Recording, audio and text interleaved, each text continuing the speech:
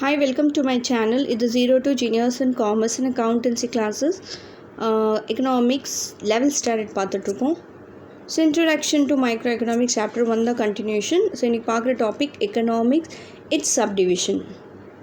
Right. Economics பார்த்தீங்கன்னா divisions எது மாதிரி அனலைஸ் பண்ணியிருக்காங்க. ஃபர்ஸ்ட் ஒன் கன்செப்ஷன் என்னன்னாக்கா ஒரு ஹியூமன் வந்து மெயினாக எதுக்கு சம்பாதிக்கிறாங்க, அவங்களோட சாட்டிஸ்ஃபேக்ஷனுக்காக ஏதாவது வாங்கி அவங்களுக்கு மெயின் நெசசிட்டிஸ் கம்ஃபர்ட் எல்லாமே அவங்களுக்கு தேவை. ஸோ அதுக்கு தான் ஹியூமன் வந்து கஷ்டப்படுறாங்க. அந்த மெயினாக வந்து அவங்க சாட்டிஸ்ஃபேக்ஷன். ஸோ அதுதான் வந்து கன்செப்ஷன்ஸ்.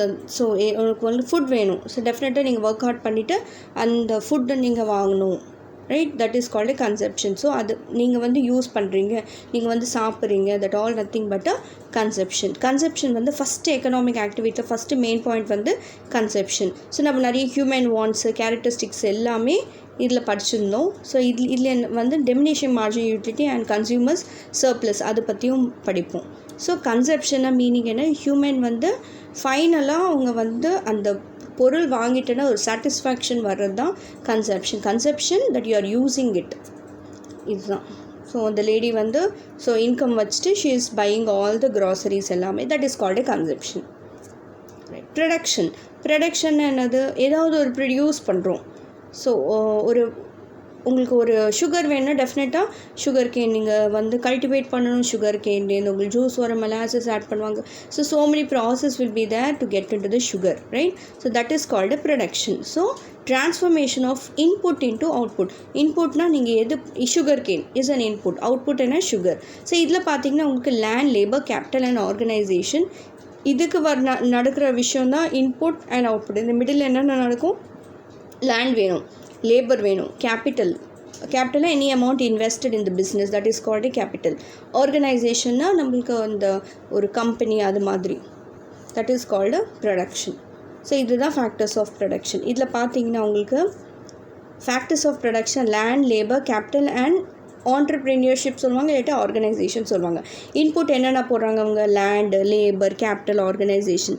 என்னென்ன வருது, output car, house, foods, computers, இது மாதிரியெல்லாம் வர்றது தான் output. So suppose for example என்னோடய சுகர் கேனில் வந்து லேண்ட் யூஸ் பண்ணுறேன், லேபர் யூஸ் பண்ணுறேன், லேண்ட், லேபர், கேபிட்டல் யூஸ் பண்ணுறேன், ஆர்கனைசேஷன் யூஸ் பண்ணுறேன். ஃபைனலாக எனக்கு அவுட்புட் என்ன வருது, sugar is my output. That is called factors of production. Next exchange. நம்மளுக்கு தெரியும் பார்ட்டர் சிஸ்டமில் என்ன இருக்குது, நம்மளுக்கு கூட்ஸ் வந்து எக்ஸ்சேஞ்ச் ஃபார் கூட்ஸு. ஸோ ஒரு பொருள் வேணால் இன்னொரு பொருள் வந்து எக்ஸ்சேஞ்ச் பண்ணுவோம். ஆனால் இப்போ இருக்க ட்ரெண்டில் வந்து நம்மளுக்கு வந்து அந்த மாதிரி பார்ட்டர் சிஸ்டம் இல்லை, நம்மளுக்கு மானிட்டரி சிஸ்டம் இருக்குது. ஸோ எது இருந்தாலும் நம்ம எதில் நம்ம எக்ஸ்சேஞ்ச் பண்ணுவோம், ப்ரைஸில் தான் எக்ஸ்சேஞ்ச் பண்ணுவோம். ஸோ ஒரு பொருள் நீங்கள் வாங்கினாலும் விற்றாலும் எது இருந்தாலும் you are going to exchange through what, through money, monetary term, that is called exchange. இதுதான், நான் ஒரு பல்பை வாங்குகிறேன், காசு கொடுக்குறேன், this is called exchange.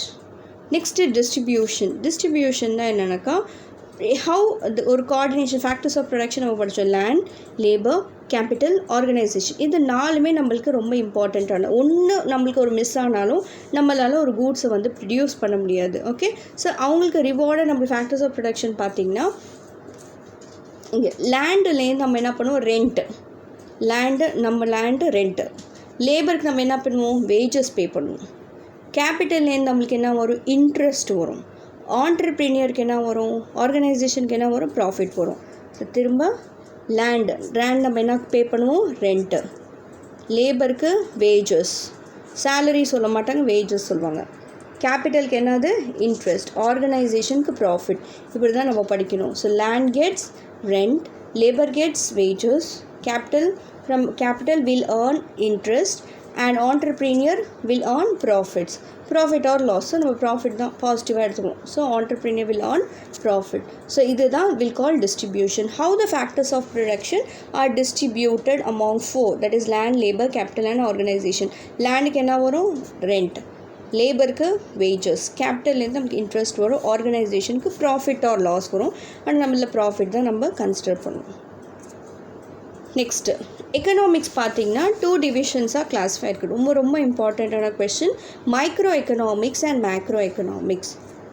So micro எக்கனாமிக்ஸ்னால் என்னென்னாக்கா ஒரு இண்டிவிஜுவல் பற்றி படிக்கிறது, ஒரு individual household, individual firm பற்றி, எல்லாமே இண்டிவிஜுவல் கூட்ஸ் பற்றி, இண்டிவிஜுவல் ஒரு பர்சன் பற்றி. ஃபார் எக்ஸாம்பிள் நம்ம வீட்டிலே இருக்கோம், நம்ம வீட்டில் வந்து ஒரு பர்சன் பற்றி அனலைஸ் பண்ணுறது. ஸோ ஒரே ஒரு பர்சன் பற்றி அனலைஸ் பண்ணுறது, ஒரே ஒரு ஃபேமிலி பற்றி அனலைஸ் பண்ணுறது, ஒரே ஒருத்தவங்க பற்றி சேவிங்ஸ் பற்றி அனலைஸ் பண்ணுறது, அது மைக்ரோன்னு சொல்லுவாங்க. Micro means small, right. இது வந்து என்னன்னாக்கா இண்டிவிஜுவல் பற்றி, இண்டிவிஜுவல் ஃபார்ம்ஸ் பற்றி, அதை பற்றி தான் அவங்க யோசிப்பாங்க தவிர ஃபுல்லாக யோசிக்க மாட்டாங்க. ஒரே ஒரு கான்செப்ட் கன்சிடர் பண்ணிவிட்டு அவங்க எல்லாத்தையுமே இன்ட்ராக்ட் பண்ணுறது தான் we'll call micro economics. Macro எக்கனாமிக்ஸ்னால் என்னென்னாக்கா it is study about whole. இப்போ ஃபார் எக்ஸாம்பிள் இப்போ நம்ம இந்தியாவில் இருக்கோம், இந்தியாவில் பற்றி நம்ம தமிழ்நாடு பற்றி தான் நம்ம யோசிக்கிறோன்னா தட் இஸ் கால்ட் மைக்ரோ. அதே மேக்ரோனா ஃபுல் ஹோல் இந்தியா பற்றி நாங்கள் யோசிக்கிறோம்.